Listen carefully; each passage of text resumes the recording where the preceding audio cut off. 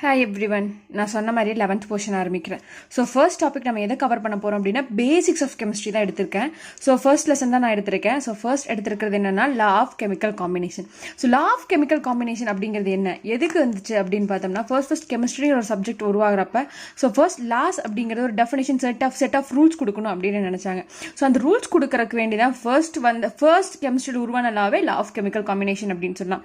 So இந்த லா எதை பற்றி இருக்கும் அப்படின்னா it chase about the principles obeyed by interacting of atoms. So ஒரு ஆட்டம் எப்படி ஃபார்ம் ஆகுது, ஸோ ஒரு காம்பவுண்ட் எப்படி ஃபார்ம் ஆகுது, ஒரு மாலிக்யூல் எப்படி ஃபார்ம் ஆகுது, ஒரு மாலிக்யூலும் இன்னொரு மாலிக்யூலும் எப்படி இன்ட்ராக்ட் பண்ணுது, ஸோ என்ன ரியாக்ஷன் நடக்குது, ஸோ இந்த ரியாக்ஷன் நடந்தால் என்ன மாஸ் ப்ரொடியூஸ் ஆகுது, ஸோ அதை பற்றி பேசுறது தான் என்னன்னா law of chemical combination. So law of chemical combination வந்து நம்ம 5 லா வேறு சயின்டிஸ்ட் டிஃப்ரெண்ட்டாக 5 லா கொடுத்துருக்காங்க. ஃபர்ஸ்ட் வந்து law of conservation of mass. So இது வந்து நீங்கள் 10th ஸ்டாண்டர்ட்லேயே படிச்சிருப்பீங்க ஃபர்ஸ்ட் யூனிட்ல. அடுத்து நம்ம பார்க்கறது law of definite proposition or constant proposition. அடுத்து நம்ம பார்க்கறது லா ஆஃப் மல்டிபிள் ப்ரப்போசிஷன். அடுத்து நம்ம பார்க்கறது லா ஆஃப் ரெசிப்ரோக்கல் ப்ரப்போசிஷன். அடுத்து நம்ம பார்க்கறது Gay Lussac's law of combining volumes. So இதில் ஃபர்ஸ்ட் 4 லா வந்து நம்ம சாலிட் லிக்விட் கேஸ் எல்லாத்துக்கும் பார்ப்போம். த 5th லா கேலோசக்ஸ் லா ஆர் அவகேட்ரோஸ் லா, இது எப்பவுமே எதுக்கு மட்டும்தான் பார்ப்போம்னா கேஷியஸ் ஸ்டேட்ல இருக்க சப்ஸ்டன்ஸ்க்கு மட்டும்தான் பார்ப்போம். So law of chemical combination has 5 laws inside it. So law of conservation of mass, definite proposition, multiple proposition, reciprocal proposition and Gay-Lussac's law. First நம்ம பார்க்க போறது என்னன்னா law of conservation of mass. So law of conservation of massல என்ன சொல்லிருப்போம்னா A அப்படிங்கிற reactant B அப்படிங்கிற reactant கூட ரியாக்ட் பண்ணி AB அப்படிங்கிற ப்ராடக்ட் ஃபார்ம் பண்ணியிருக்கோம். 10th வரைக்கும் நம்ம எதை பேலன்ஸ் பண்ணியிருப்போம்னா நம்பர் ஆஃப் ஆட்டம்ஸ் இந்த product side is equal to the number of atoms இந்த ரியாக்டன்ட் சைடு அப்படின்னு சொல்லியிருப்போம். Actual law of conservation of mass அப்படிங்கிறது என்ன அப்படின்னா total mass of the substances in the reactant side. So அப்படின்னா atomic mass அப்படிங்கிற ஒரு விஷயத்தை பார்த்துருப்போம், மாலிகுலர் மாஸ் இதெல்லாம் நீங்கள் 9th ஸ்டாண்டர்டில் படிச்சிருப்பீங்க. So the total mass of the substance in the reaction should be like in the reactant side should be equal to the total mass of the substance in the product. So law of conservation of mass அப்படிங்கிறப்ப so எவ்வளோ mass reactant சைடில் இருக்கோ that should be balanced after the like product form ஆனதுக்கப்புறம். அதாவது total mass of the substance before reaction should be equal to the mass of the substance after reaction. அப்படின்னா product சைடும் reactant சைடும் mass வந்து balance ஆகிருக்கும். So in all the change நம்ம எவ்வளவு reaction நடந்தாலுமே நம்மளுக்கு மாஸ் ஆஃப் தி சப்ஸ்டன்ஸ் என்னவாகாது அப்படின்னா இட் டசன்ட் சேஞ்ச். ஸோ இதை தான் நம்ம law of conservation of mass அப்படின்னு சொல்கிறோம். கொஸ்டின் படிக்கலாம். How much amount of NaCl is decomposed by 4.9 gram of H2SO4 if 6 gram of NaHSO4 and 1.82 grams of HCl are produced in the same reaction. So எப்போவுமே நம்மளுக்கு தெரியும், நம்ம இப்போ 12th 11th வந்தாச்சு, கண்டிப்பாக ஒரு ரியாக்ஷன் எழுத தெரிஞ்சிருக்கணும், அந்த ரியாக்ஷனை பேலன்ஸ் பண்ண தெரிஞ்சிருக்கணும். So how much NaCl is decomposed. First reactant சைடில் யார் இருக்காங்கன்னா NaCl decomposed by 4.9 gram of H2SO4 அப்படின்னா sulfuric acid இருக்கு to give NH4SO4. ஸோ கண்டிப்பாக அவன் ப்ராடக்ட் தான் சொல்லியிருக்கான் NaHSO4 sodium bisulfate and HCl. So இது ப்ராடக்ட்.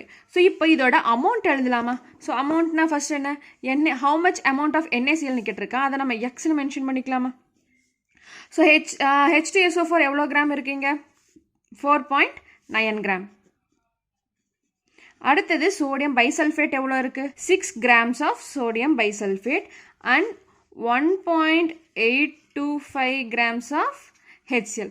ஸோ அதாவது நம்ம இப்போ சோடியம் குளோரைடோட மாஸ் கண்டுபிடிக்க போகிறோம். ஸோ எவ்வளோ சோடியம் குளோரைட் ரியாக்ட் பண்ணியிருந்தா நம்மளுக்கு 6 gram ஆஃப் சோடியம் பைசல்ஃபேட்டும் 1.825 grams ஆஃப் HClலும் ஃபார்ம் ஆயிருக்கணும். So according to law of conservation of mass of reactant should be equal to mass of product. So mass of reactant என்ன வந்திருக்கும்? X plus 4.9 gram எழுதிக்கலாமா? இப்போ ப்ராடக்டோட mass என்னவா இருக்கும்? 6 plus 1.825 grams. So இந்த X கண்டுபிடிக்கிறதுக்கு இந்த 4.9 இந்த பக்கம் கொண்டு வந்தால் என்னவாயிரும்? X is equal to 6 plus 1.825 gram minus 4.9 gram. இது எவ்வளோ கிடைச்சிருக்குன்னா 7.825 grams minus 4.9.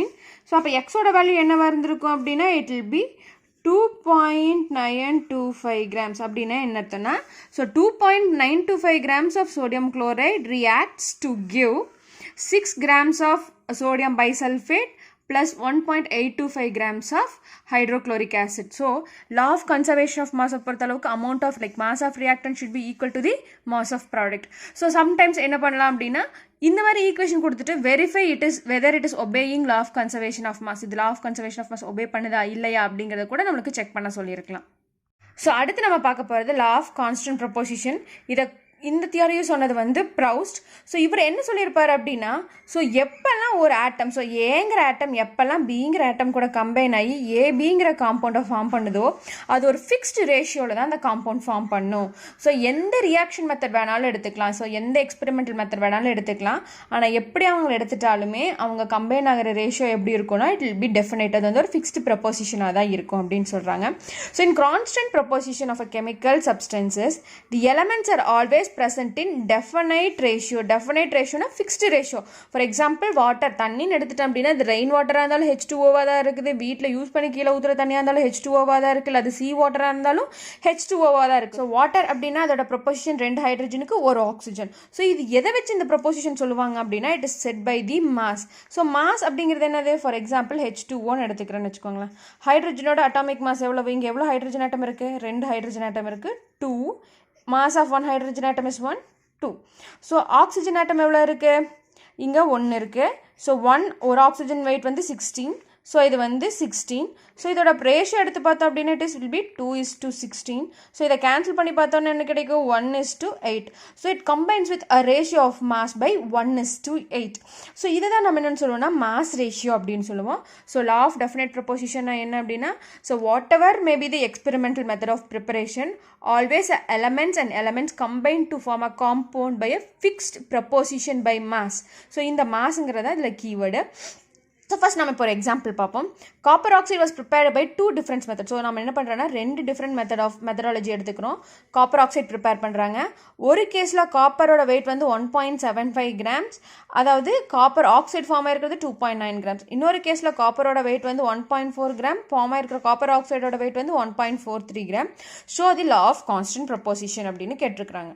ஸோ ஃபர்ஸ்ட் எக்ஸ்பெரிமெண்ட்டில் என்ன சொல்லியிருந்தா காப்பர் வந்து 1.75 கிராம் எடுக்கிறோம். ஸோ 1.75 கிராம் எவ்வளோ காப்பர் ஆக்சைடு ஃபார்ம் பண்ணுது அப்படின்னா 2.19. செகண்ட் எக்ஸ்பெரிமெண்ட்டில் 1.14 gram of copper forms 1.43 grams of copper oxide. So first நம்ம என்ன கண்டுபிடிக்கணும் அப்படின்னா percentage mass of copper. So காப்பரோட பர்சன்டேஜ் கண்டுபிடிக்கணும். ஸோ நம்ம காப்பரோட பர்சன்டேஜ் எப்படி கண்டுபிடிப்போம் அப்படின்னா the given mass of copper divided by the mass of copper oxide into 100. So mass of copper divided by mass of copper oxide into 100. So இதை நம்ம இது பண்ண சால்வ் பண்ணி போட்டோம் அப்படின்னா நம்மளுக்கு எவ்வளோ கிடைக்கும் அப்படின்னா இட் இஸ் 79.9% ஆஃப் காப்பர் கிடைக்குது. ஸோ நம்மளுக்கு எவ்வளோ பர்சன்டேஜ் ரேஷியோவில் காப்பர் கம்பைன் ஆயிருக்கு அப்படின்னா இட் இஸ் 79.9%. ஸோ ஆக்சிஜன் எவ்வளோவா இருக்கும், ஸோ ஆக்சிஜனை நம்ம எப்படி கண்டுபிடிக்கலாம், டோட்டலாக 100% இருக்கிற ஒரு சப்ஸ்டன்ஸில் 79% காப்பர் இருந்துச்சுன்னா மிச்சம் இருக்கிறது ஆக்சிஜனாக தானே இருக்கும். ஸோ 100 மைனஸ் 79, ஸோ நம்மளுக்கு எவ்வளோ கிடைக்கும் 20.1%. ஸோ ஃபர்ஸ்ட் ரியாக்ஷனில் காப்பரோட பர்சன்டேஜ் வந்து 79 அண்ட் ஆக்சிஜனோட கம்பைனிங் ரேஷியோ வந்து 20.1.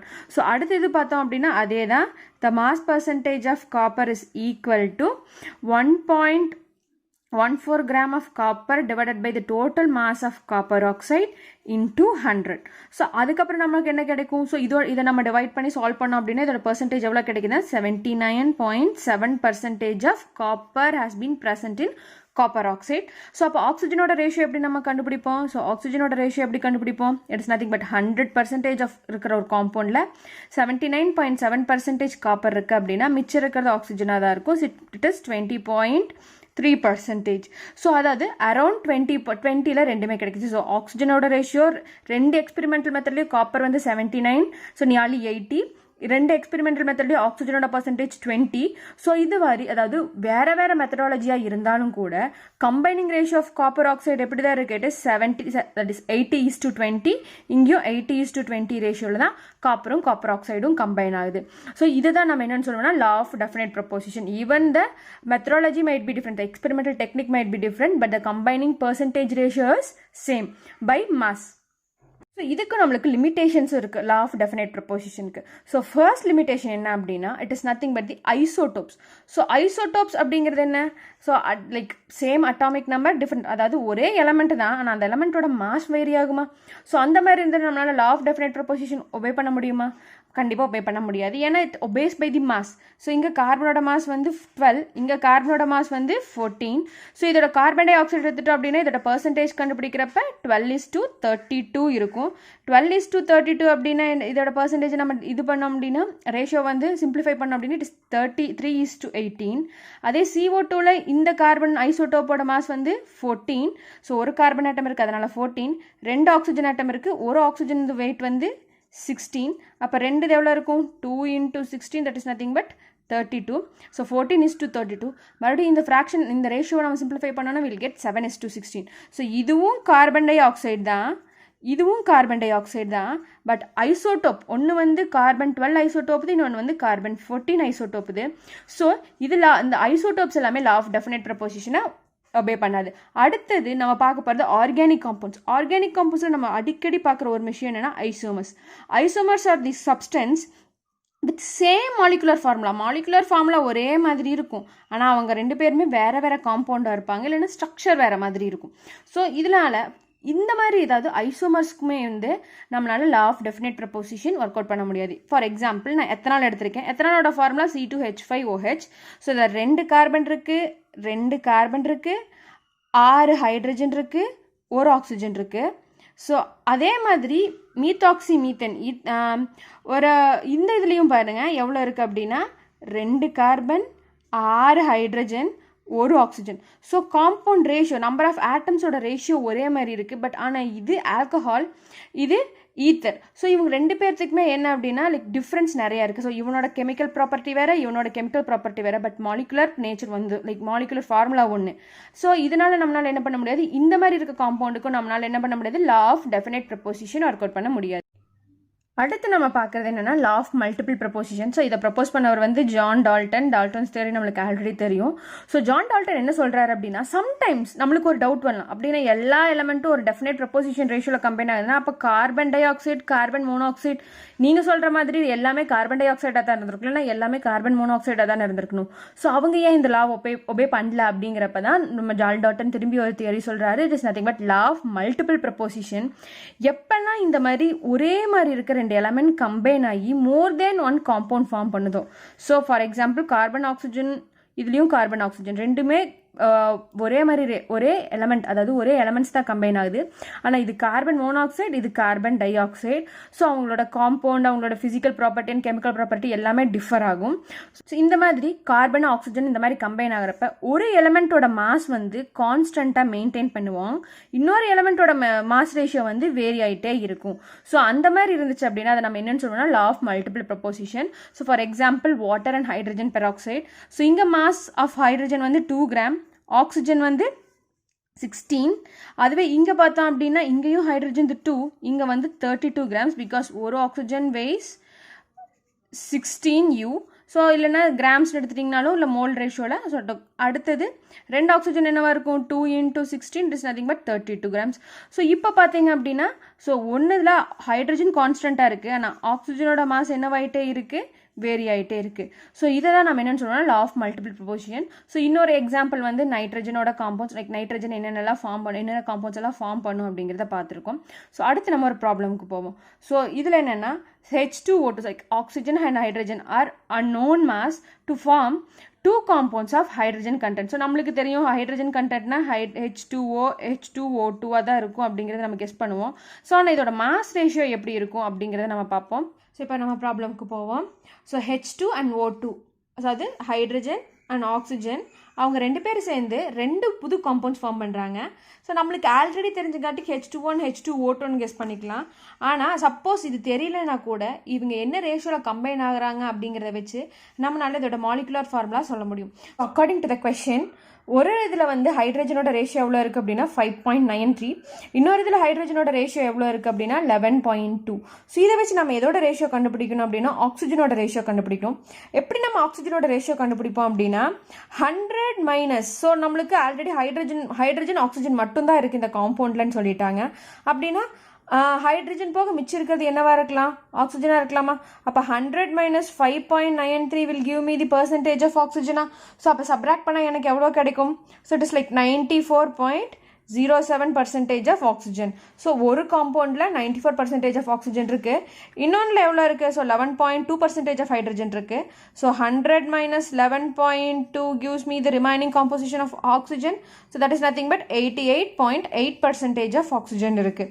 ஸோ ஒரு இதில் 94% ஆக்சிஜன் இருக்குது, இன்னொரு இதில் 88% ஆக்சிஜன் இருக்குது. ஸோ இது கண்டுபிடிக்கிறதுக்கு முன்னாடி எனக்கு ஆக்சிஜனோட பார்ட் ரேஷியோ கண்டுபிடிக்கணும். ஸோ அது எப்படி நான் கண்டுபிடிப்பேன் அப்படின்னா, mass of oxygen, so mass of oxygen or percentage of oxygen divided by mass of hydrogen.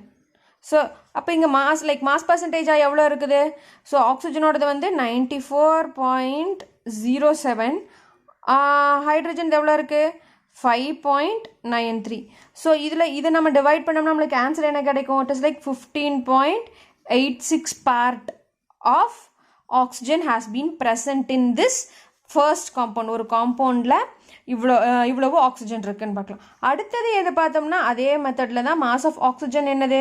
88.8. So mass of hydrogen என்னது? 11.2. ஸோ இதை நம்ம மறுபடியும் சால்வ் பண்ணோம் அப்படின்னா நம்மளுக்கு என்ன கிடைக்கும் அப்படின்னா it is 7.9 part of oxygen is present. So இந்த ரெண்டு காம்பவுண்டில் எது H2O எது H2O2ன்னு நம்ம கண்டுபிடிக்கணும். ஸோ அந்த மாதிரி கண்டுபிடிக்கணும் அப்படின்னா இந்த ஃபர்ஸ்ட் பார்ட், ஃபர்ஸ்ட் ஆன்சர், அதாவது ஃபர்ஸ்ட் ஆக்சிஜன் பார்ட்டையும் செகண்ட் ஆன்சர் ஆஃப் லைக் இதோட ஆக்சிஜன் பார்ட்டுக்கும் நம்ம ரேஷியோ கண்டுபிடிப்போம். ஸோ அப்படி கண்டுபிடிச்சா 5.86 இஸ் டு 7.9. ஸோ இதோட பர்சன்டேஜ் ரேஷியோ எவ்வளோ வரும்னு பார்த்தோம் அப்படின்னா நம்ம இதை சிம்பிளிஃபை பண்ணோம் அப்படின்னா இட் கம்ஸ் அரவுண்ட் 2:1. அப்படின்னா ஃபர்ஸ்ட் கொடுத்துருக்க காம்பவுண்ட், அதாவது இந்த 5.93% ஆஃப் ஹைட்ரஜன் இருக்க காம்பவுண்ட் எதுவாக இருக்கும் அப்படின்னா H2O2. ஸோ 2:1 இது H2O2வாக இருக்கும். அப்போ இது என்னவாக இருந்திருக்கும்? H2Oவாக இருந்திருக்கும். ஸோ இங்கே 1 ஆக்சிஜன், இங்கே 2 ஆக்சிஜன். ஸோ நெக்ஸ்ட் கிளாஸில் law of reciprocal proportion and Gay Lussac's law பார்க்கலாம். பை.